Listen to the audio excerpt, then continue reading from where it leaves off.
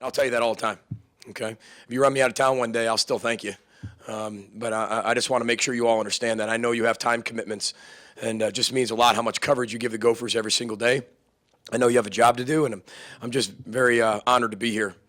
So just want to say thank you for that. Very proud of our players' resolve tonight. You know, it didn't start exactly fast on offense in the first half. Our defense created a lot of energy, purpose. They were flying around everywhere. Again, I told our defense before they went out there, I said, I want a defense that when people watch us play, they get inspired. Not by just playing football, but they get inspired to live their life better because of watching you play. That's when you have somebody's heartstrings. That's when you influence people. It's not by winning. Again, the result didn't matter tonight. How we played mattered. Disappointed in a lot of aspects in terms of the first half on offense. I thought we could move the ball. We proved that in the first drive, but then we'd stub ourselves in the foot, and we would have a false start, or we had an unsportsmanlike conduct, and that's undisciplined. And that starts with me. That's my fault. And I'll make sure we get that cleaned up. You got to give Middle Tennessee a lot of credit. They're a really good football team. And, you know, that quarterback coming in got put in a tough position, and he played really well for the position he was put in. They've got dynamic receivers, but I know you didn't see a lot of them, and that's a credit to our defense. But Stockstill, that kid is a heck of a player, and I told you that we'd probably see the best pure passer tonight that we faced, and you didn't get a chance to see him play. But I know that they've got a very, very bright future. Coach Stockstill is a first-class act. I've known him for years and played against him now twice, and wish them all the best. Special teams, I thought that was really one of the game changers that a lot of people don't talk about, whether it was Rodney's return or whether it was the punts by Ryan Santoso or the field goals by Emmett Carpenter. So again, we had to have all three phases play really well, and I thought all three phases played really well, except for the offense in the first half. And I thought we got it going in the second half. And then I'm sure you got a lot of questions for me with personnel and depth and people and all these other things. So I guess we'll get right. I like your pants, Andy. Let's get right to you. You get the first question because you have the best pants in the room. What did Kobe McCrary show? Well, you guys know him better than me. Coach Macy said you have to have a pair and a spare, right? Well, we had a spare tire tonight. And that wasn't a spare tire, though. That was a monster truck, Bigfoot tire. And he had to step in. We don't talk about stepping up. You got to go. Like, you got to go now. You can't warm yourself up. You got to go. And Kobe knew he'd probably get a little bit more carries, but then you became the feature back. And, you know, we had two backs over 100 yards, but I loved how he ran. I mean, he only had, 23 carries, 107 yards, 3 touchdowns. And that's your third back. So I'm proud of his development. What you guys see is on the stat sheet. And you guys get to see him as a football player. I get to see him in the growth of the last 8 months of a young man that has grown tremendously on and off the field, academically, athletically, socially, and spiritually. There's not a lot of guys who've made more progress as a man than Kobe McCrary. And again, it's not about the result. It's about the process of that. If you have better people who are growing and changing, they're going to have extraordinary results, and that's what you saw. And it's just a process, or the byproduct of an elite process. So we got to keep growing, got to keep getting better. But I was proud of the way he ran. Physical. I mean, you should expect that from 240, and he did that. Your offensive line, hey, Hey, what's up? your offensive line is fooling you. They're fooling me? Your offensive line is fooling you. You're playing much better than you thought. Well, nobody's going to be harder on our football team than me, Sid, I promise you. Nobody's going to have bigger expectations of our football team than me, and nobody will put any more pressure on our football team more than I can, and I will. And our offensive line, you know, we've lost Jared. Jared's got an injury, and he was in a boot tonight. Hopefully we'll get him back here for the next game. But we're already thin. You guys already know we only have 4 offensive linemen in the spring, let alone lose your starting center, right? And now all of a sudden, here we go, right? And we have to stay healthy. We have to. It's not even like we have the depth part to be able to fix it. We have to probably pull a lot of red shirts for some kids here coming up. But that's what it takes. We got to put bodies on the field. But I know if we put them on the field, we're going to have them ready to go. So proud of the offensive line. I think the rushing yards, what was it, 221 yards? But they grinded it out. It's not easy. You know, we rushed 47 times tonight. They're gonna rest easy. Yes, Chip. You update Rodney and Shannon, and the way you're playing defense and running the ball, can you get by with that in the Big Ten, or do you need to see more out of your quarterback in the passing game? Yeah, that's a great question. First of all, Rodney just got dinged up. Haven't talked to our doctors. But I will say this, we have the best physicians in America that protect our players. We have the best trainers, Sept and Arno, two trainers in America that constantly want to look after our players, and I'm proud of them. They've responded perfectly to everything, and I'm not here to judge them, but every time they tell me something, I'm like, man, that's impressive. And so I'm proud of them. So we'll see. I'm not sure how long he'll be out. Shannon had a little bit of an injury. I think Shannon might have been able to play, but again, we want to be sure. And I'll never sacrifice some kid's health for a victory. I'll never do that.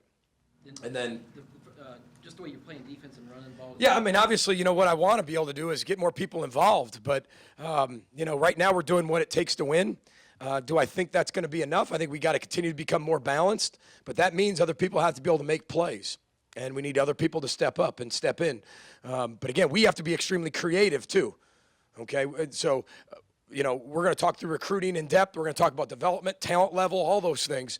But at the end of the day, we've got to be able to play better. And we've got to be able to make the plays that present themselves. And on offense, we got to be a lot more creative. You've seen some of the creative things we've put in there the last few weeks with both backs on the field. There could be some more things we do on top of that. We're going to do everything we possibly can to put us in the best chance to be successful, or the best way to be successful. But we are going to run the football. And as we're going to do everything we can to make sure that we play to the strengths of our football team. Did the momentum change when Huff gets the interception and takes it back? I mean, it seemed like the offense was struggling a little bit and got a nice spark. Yeah, this will surprise you, right? We don't believe in momentum. It's part of Gopher talk. Momentum is simply somebody playing bad defense and somebody playing good offense. That's really what it is, or bad offense and good defense, right? I mean, this thing momentum kind of exists in the air, right? It's this kind of made-up word that's an excuse for something. But what I'll say it did was it made the defense make a play when we needed to make a play. And it was very, you know, again, you take one play for what it's worth. You don't sit there and say that play made those other ones happen, because they have nothing to do with each other. And that's what we train our players with at practice. We have a momentum period that we do something to make sure they know momentum does not exist. You know, the circumstance at the time will not dictate our behavior. We have to play better and continue to change our best. But I thought that was a phenomenal play by Huff. I mean, what a catch. If you ever meet Huff, both of them, okay, their hands are the largest hands you've ever seen, right? You're talking about blue-collar farm hands, and they're thick and they're strong. They'll swallow your hand. And he reached out and grabbed that thing, and it was over. Had a nice block down the field from Blake Cashman to block the quarterback there. You know, anytime you get a pick six, that's big time. Coach, your linebackers really seem to be effective tonight. Yeah, you know, I'm proud of our backers. That's one position we are deep at. And we're so deep, we move into rush end, you know. But I'm proud of the way they flew around. We're very physical, and that's a credit to Rob Smith and all the coaches on defense, and a great game plan. This is a very explosive offense, and watch them throughout the year. But again, our defense, I thought they stepped up. I thought our linebackers did a great job on the rub routes, the crossers. They have a lot of cross routes. The screens, those are tough. You got to read and diagnose that very quickly, because they do double screens on both sides, middle screens, screens out, screens in, draws. That's very difficult, because you also have to be able to protect the vertical at times. But what I loved about the linebackers were every time they made a play, our linebackers put the oar back in the water. The strength of our football team is the linebackers. The heartbeat is John Celestine. And he makes everybody else better. And the better he plays, the better we play. And that's what leadership and pressure do. Bring out the best in you. It seems like that group is playing fast right now, though, just the entire defense. Is that just a comfort level with Rob's scheme and being able to? Well, I think Rob Smith's an incredible teacher. You know, forget the result. Again, this is not based on result. If we'd have lost the game, I'm going to tell you the same thing. That's why I hired him. I think we're all very fortunate to have Kirk Shiraka and Rob Smith and Rob Wanger as our coordinators here at the University of Minnesota. Very, very fortunate. They're special people, incredible husbands, incredible fathers. You know, Coach Shiraka's at his son's, you know, football game last night.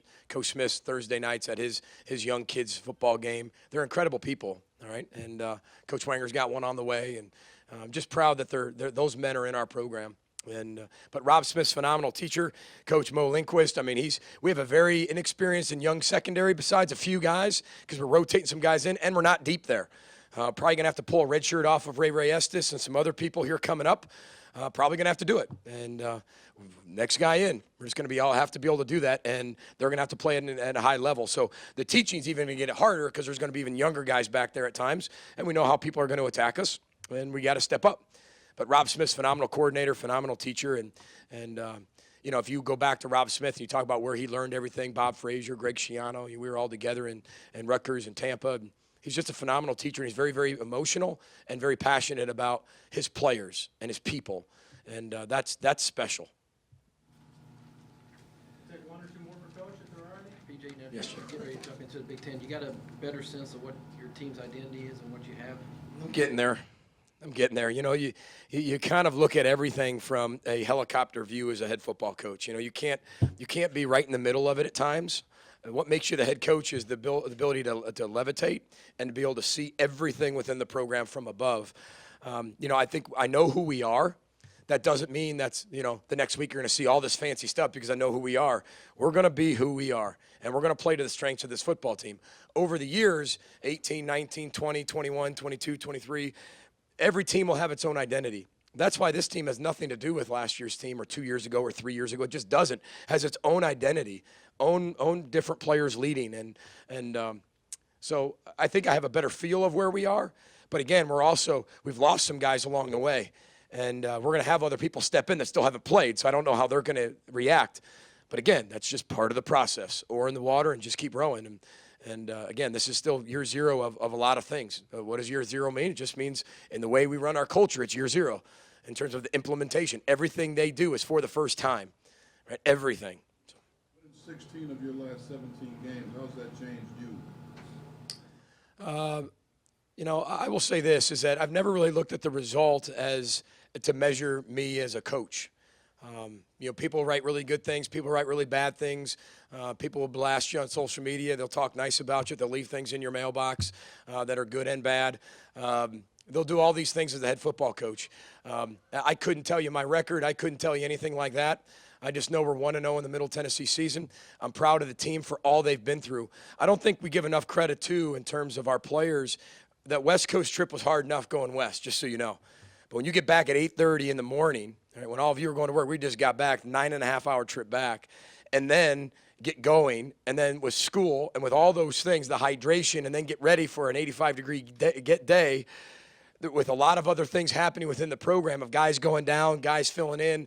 That's an emotional roller coaster for young people. So how they handle that, I'm very proud of them. But in terms of me, I just have to be able to continue to change my best, serve and give our players as much as I possibly can, as well as our coaches, and just continue to serve the University of Minnesota in an elite way, and humble myself every day, and make myself a better man every single day. And that's the leadership that I want to provide for our student athletes. And I have to be the one to do that, because when you're the head coach, everybody's looking at you. And, we're 1-0 in Middle Tennessee. We'll celebrate it tonight. We'll put it to bed. We'll be 0-0, and we'll go recruiting this week. We've got some phenomenal recruits we're going to go see for 2019. And then 2018, our coaches will be out, probably practice Tuesday, Wednesday, Thursday, and heal up a little bit here. But a lot of fundamental and detail this week. I know you didn't ask all that, but you know me. You got to get going. Last one. PJ, I know it doesn't have anything to do with on the field, but the helmets today got a lot of looks across the country, got a lot of run, I think.